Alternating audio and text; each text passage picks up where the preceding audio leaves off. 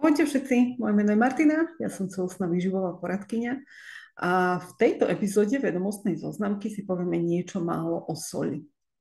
Často počúvame, že niektorý druh, niektorý typ soli je zdravší než iný. Napríklad, že morská soľ je zdravšia než kamenná, po prípade, že ružová či čierna soľ je zdravšia než biela. Tak si povedzme, ako sa veci naozaj majú z výživového hľadiska. Vo finále poznáme len dva druhy soli. Kamenná soľ a morská soľ. Hej? Tá naša kuchynská stolová soľ je zväčša kamenná soľ a počas výrobného procesu je zbavená všetkých možných nečistôt, ako je prach, ako je napríklad piesok, po prípade ťažké kovy, ale aj malé množstvo minerálov, ktoré sú prirodzene obsiahnuté v neraste v kamennej soli. Zväčša je to magnézium, trošku železa, po prípade vápnik. Toto všetko je počas tej rafinácie, počas toho výrobného procesu z tej stoly odstránené a zostane nám 99% chlorid sodný. To zvyšné 1% je zväčša tvorené jódom, ktorý je pridávaný do soli kvôli zdraviu štítnej žľazy, ale aj sú tam rôzne protihrudkujúce látky, ktoré spôsobujú to, že tá soľ zostane sypká aj po otvorení a nebudú sa v nej tvoriť žiadne hrudky. Hej. Toto je zloženie tej kuchynskej stolovej soli, ktorú nájdeme v supermarketoch, ktorú nájdeme v obchodoch vo veľkej väčšine. Hej. Čo tie ostatné druhy soli? Kryštalická soľ, či už biela, rúžová, čierna, či šedá, po prípade morská soľ, aký je v nich rozdiel, je niektorá zdravšia než iná. Všetky tieto ostatné soli, ktoré neprešli, ktoré sú nerafinované, hej, síce oni prešli nejakým očistným procesom, aby sa z nich odstránili nečistoty, ale nie je to taký zásadný chemický proces ako pri tejto rafinovanej kuchynskej soli. Všetky tieto soli majú približne rovnaké zloženie. A to je 96 až 97% chloridu sodného a zvyšné 3 až 4% sú zväčša tvorené rôznymi minerálmi. A je to magnézium, železo a vápnik, tak ako pri nerastie kamennej soli, ale môže to byť napríklad trochu aj fosfor, môže to byť aj mangán. A rôzne tieto soli majú rôzne množstvo týchto minerálov. A množstvom nemyslím gramáž, ale myslím rôzne druhy minerálov. Hej?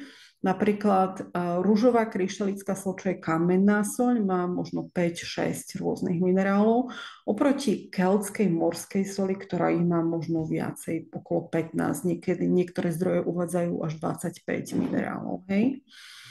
Či už ich má tá soľ 5 alebo 25, je vo finále úplne jedno, pretože to množstvo je extrémne minimálne, extrémne malé. Ak si zopovieme, že tá soľ každá jedna má približne 96 až 97% chloridu sodného, to znamená, že v 100 gramoch máme 96 až 97 gramov chloridu sodného a 3 až 4 gramy 5 alebo 10 minerálov. Hej? To množstvo je v mikrogramoch. Dajme si to do kontextu toho, koľko soli by sme mali denne zjesť. Tá odporúčaná dávka, alebo to množstvo, zdravé množstvo je 3 až 5 gramov. Hej? A časť tejto soli my už zjeme nie tým, že ju pridáme do jedál, ale vo výrobkoch, ktoré kupujeme, ako je najčastejšie sír či mäsové výrobky, kde je veľmi veľa soli pridanej, po prípade chlieb a pečivo. Takže my minimálne polovicu z tých 3 až 5 gramov zjeme už v týchto výrobkoch, ak také konzumujeme. Hej?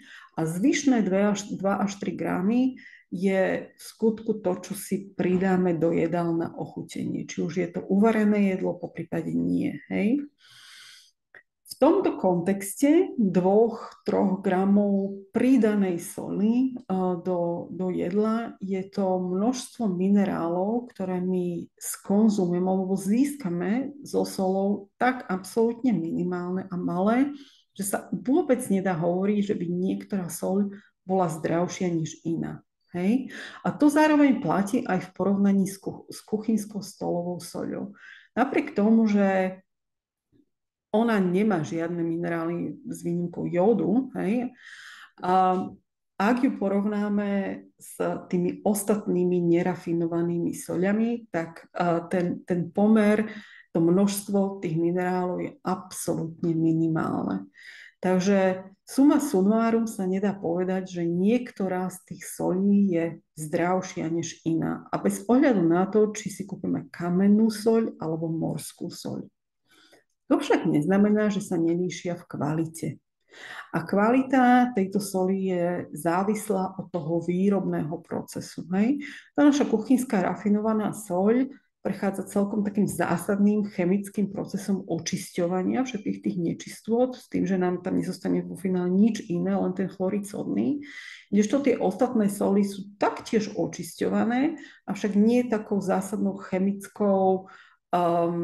chemickým spôsobom a sú používané inak. Hej? Kamenná soľ, ktorá neprešla takýmto zásadným očistným procesom, nemá snehobielu farbu, ale je skôr šedá. A už podľa farby môžeme vidieť, je už ten prvý indikátor, akým spôsobom bola soľ očisťovaná, či možno viacej takým razantnejším, po prípade nie. Tieto prírodné kamenné soli, ktoré sú také šedkastej farby, zväčša nenájdeme v supermarkete, ale skôr v špecializovaných obchodoch, či už zdravej výživy, po prípade iných. Hej? A to neplatí, táto šedá farba platí len pre kamennú soľ, neplatí pre morskú soľ. Najkvalitnejšia soľ, ktorá je na trhu, tu dostaneme pod názvom Flor de Sal, čo zo španielčiny doslova znamená soľný kvet. Je veľmi delikátna soľ, nie je vhodná na varenie, ale skôr na prichucovanie už hotových jedál. Je veľmi drahá a to je v súvislosti so spôsobom výroby. Táto soľ, tento druh soli sa zbiera ručne, takže nie je v tom používaná žiadna technika, je to všetko ľudská manuálna práca, je to morská soľ a ona vytvára na hladine tej morskej vody z kryštálov malé kvietky a preto sa naozaj volá soľný kvet. Tieto kryštály, tieto kvietky sú zberané ručne, pretože je to také jemné, taká jemná soľ. A práve preto to je dôvod tej nákladnosti a tej ceny, ktorú vidíme. Hej. V ostatných prípadoch, či už je to kamenná soľ alebo morská soľ, zväčša sú tie výrobné procesy relatívne porovnateľné, pokiaľ to nie je čistá manuálna práca, ako pri Flor de Sal. A nelíšia sa až tak príliš veľmi kvalitou. Hej.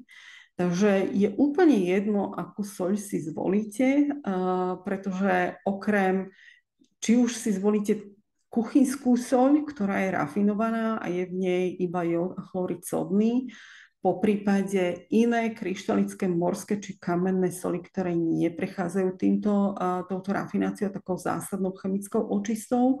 Nedá sa povedať, že by niektorá bola zdravšia než iná.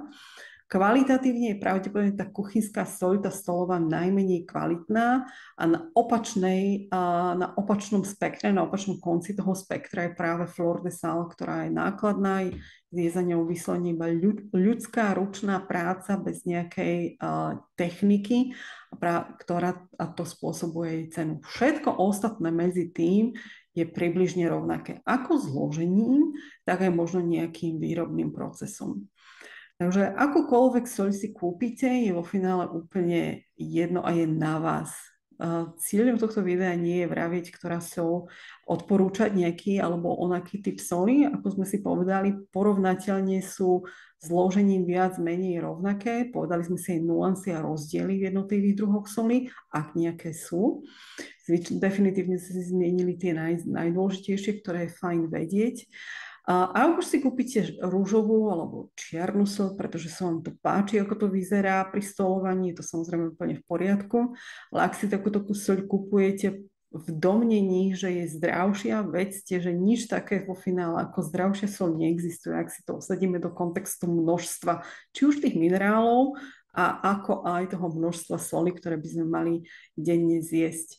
Väčšinou je za takýmito informáciami, väčšinou je šikovný marketing, ktorý sa vám snaží nahovoriť, že niečo je zdravšie než niečo iné, avšak to vôbec nie je pravda, ak sa rozprávame o soli v tomto prípade. Takže nič také ako zdravšia sol neexistuje, avšak existujú rozdiely v kvalite a iba na nás, čo si zvolíme, či už chceme lepšiu kvalitu alebo nie, ako veľmi si chceme pre seba niečo urobiť, po prípade nie. Niekedy je to naozaj iba estetická otázka, že tá soľ krajšie vyzerá na bielom obruse. Vo finále rozhodnutie je vždy na nás. Cieľom tohto videa bolo uviesť veci do kontextu, aby sme už sa nemožno dali tak často nachytať šikovným marketingom, ktorý sa nám snaží niečo nahovoriť, kdežto z výživového hľadiska sú tieto informácie absolútne bezpredmetné a nezakladajú sa vo finále na žiadnom relevantnom základe. Takže to bolo na teraz všetko. Ja dúfam, že sa vám toto video páčilo. Budem rada, ak sa prihlásite na odber tohto kanála, po prípade zozdieľate s niekým iným, kto by to tiež mohol považovať za zaujímavú a konštruktívnu informáciu. Tak to je na teraz všetko a my sa vidíme v ďalšom videu.